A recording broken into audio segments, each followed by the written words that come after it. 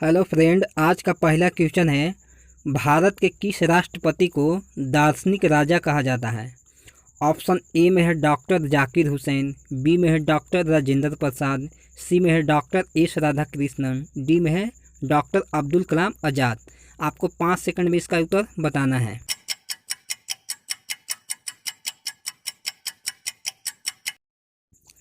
आपका सही आंसर हो जाएगा option C, doctor S Radhakrishnan.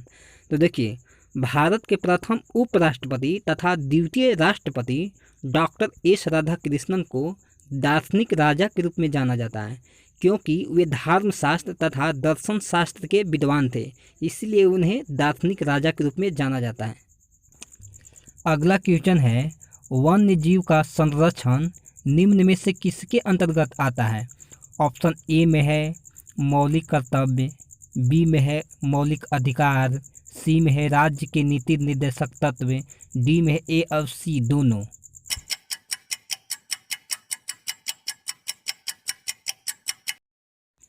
आपका सही आंसर हो जाएगा ऑप्शन डी, ए एंड सी दोनों। तो देखिए, वन्य जीव के सुरक्षा का वर्णन मौलिक कर्तव्य तथा नीति निर्देशक तत्व दोनों में किया गया है, जिसका उल्लेख संविधान के अनुच्छेद 51 के क में है।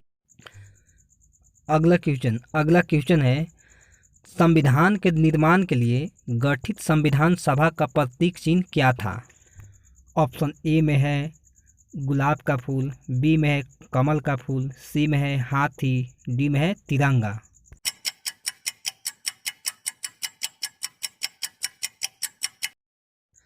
आपका सही आंसर हो जाएगा ऑप्शन सी, हाथी। तो देखिए, भारतीय संविधान सभा का जब गठन 9 दिसंबर 1946 को हुआ था, तो इसने संविधान सभा के प्रतीक के रूप में हाथी को अपनाया था। अगला क्वेश्चन है, किस संविधान संशोधन द्वारा दिल्ली को राष्ट्रीय राजधानी का दर्जा दिया गया? ऑप्शन ए में है 59वां संविधान संशोधन, बी में है 69वां संविधान संशोधन, सी में है 61वां और डी में है 91वां।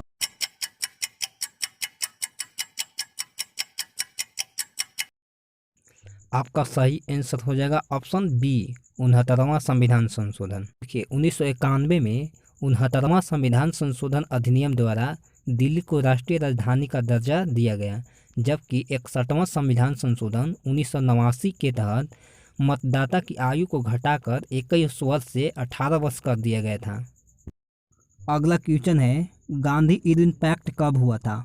ऑप्शन ए में है 12 फरवरी 1931, बी में है 13 मार्च 1931, सी में है 8 मार्च 1931, डी में है 5 मार्च 1931।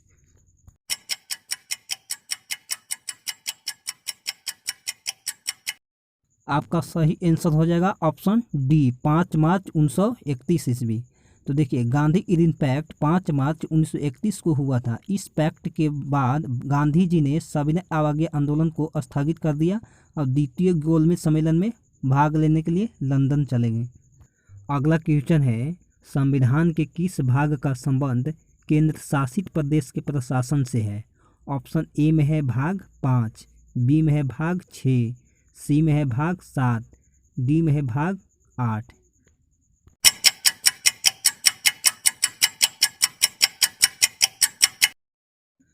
आपका सही आंसर हो जाएगा ऑप्शन डी, भाग 8। तो देखिए, संविधान के भाग 8 में केंद्र शासित प्रदेश के प्रशासन के बारे में वर्णन किया गया है।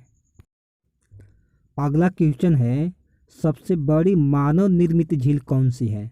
ऑप्शन ए में है बुलर झील, बी में है गोविंद सागर झील, सी में है चिल्का झील, डी में है राणा प्रताप सागर झील।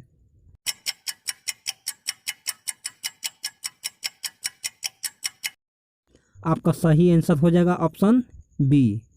तो देखिए, जो गोविंद सागर झील है वो हिमाचल प्रदेश के बिलासपुर जिला में है, जिसका निर्माण सतलज नदी पर बने भाखड़ा बांध से हुआ है। अगला क्वेश्चन है, राष्ट्रीय पर्यावरण शोध संस्थान कहाँ स्थित है? ऑप्शन ए में है रांची, बी में है देहरादून, सी में है नागपुर, डी में है पूना। तो आपका सही आंसर हो जाएगा ऑप्शन सी, नागपुर। तो देखिए, जो राष्ट्रीय पर्यावरण शोध संस्थान है वो नागपुर में है, जिसका नाम नीरी है।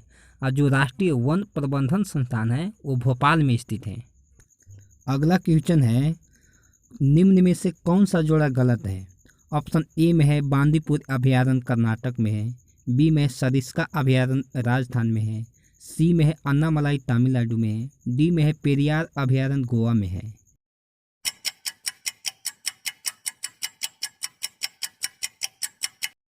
सही आंसर हो जाएगा ऑप्शन डी, पेरियार अभयारण्य गोवा। जो पेरियार अभयारण्य है वो गोवा में नहीं है।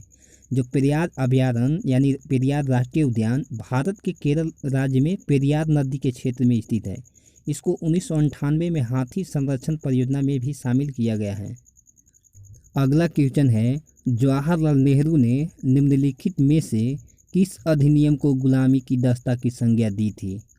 ऑप्शन ए में है भारत शासन अधिनियम 1858, बी में है भारत शासन अधिनियम 1919, सी में है भारत शासन अधिनियम 1935, डी में है इनमें से कोई नहीं।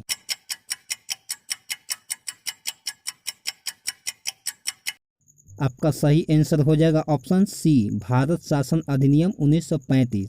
भारत शासन अधिनियम 1935 को जवाहरलाल नेहरू द्वारा गुलामी का दास्ता बताया गया, जबकि मदन मोहन मालवीय ने इस अधिनियम को अंदर से खोखला बताया। Thank you for watching this video.